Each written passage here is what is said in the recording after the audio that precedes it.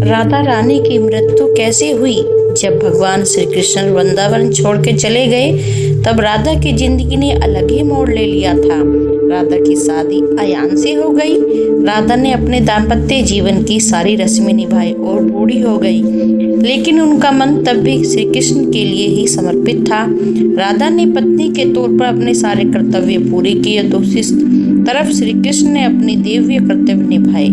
सारे कर्तव्यों से मुक्त होने के बाद राधा आखिरकार अपने अपने प्रियतम श्री कृष्ण से मिलने गई। जब राधा द्वारिका पहुंची तो उन्होंने कृष्ण के रुक्मिणी और सत्यभामा से विवाह के बारे में सुना और बहुत दुखी हुई। जब श्री कृष्ण ने राधा को देखा तो बहुत प्रसन्न हुए। दोनों संकेतों की भाषा में काफी देर तक बातें करते रहे। राधा जी को श्री कृष्ण के द्वारका में कोई जानता नहीं था। राधा के अनुरोध पर श्री कृष्ण ने राधा को महल में एक देविका के रूप में नियुक्त किया।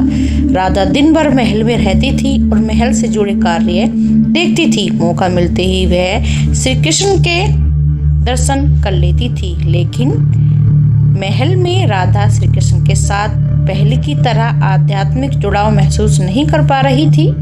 इसलिए राधा ने महल से दूर जाने का निर्णय लिया और सोचा कि दूर जाकर वह श्री कृष्ण से दोबारा गहरा आत्मिक संबंध स्थापित कर पाएगी। उन्हें नहीं पता था कि वह कहाँ जा रही है, लेकिन श्री कृष्ण सब जानते थे। जैसे समय बीता तो राधा बिल्कुल अकेली और कमजोर हो चली थी। उस वक्त उन्हें भगवान श्री कृष्ण की आवश्यकता पड़ी। आखिरी समय में भगवान श्री कृष्ण उनके सामने आ गए। कृष्ण ने राधा से कहा कि वह उनसे कुछ मांगे, लेकिन राधा ने मना कर दिया।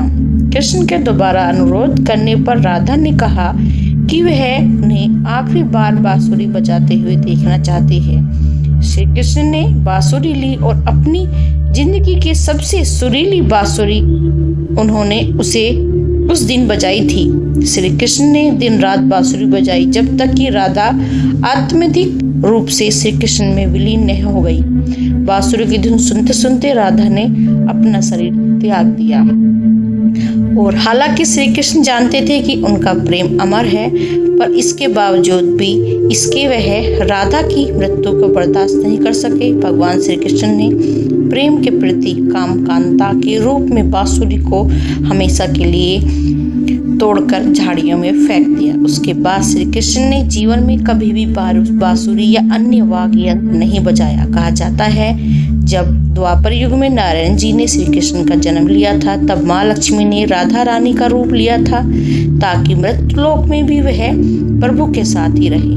तो दोस्तों, आपको ये वह कहानी कैसी लगी जो हमने राधा रानी के बारे में बताई आपको?